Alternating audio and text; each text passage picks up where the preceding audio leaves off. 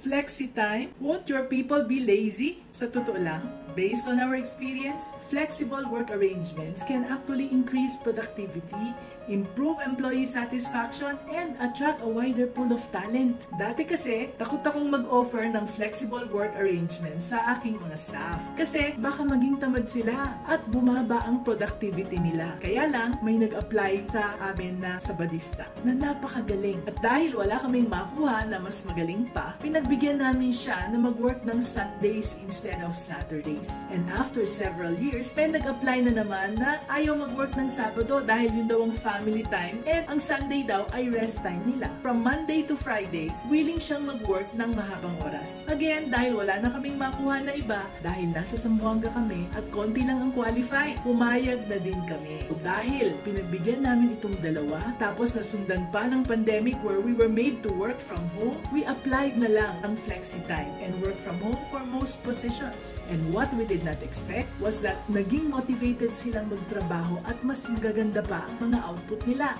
And we realized that what's important is the quality ng work nila at hindi kung saan o kailan nila ito ginagawa. So, be business-minded, Pinoy!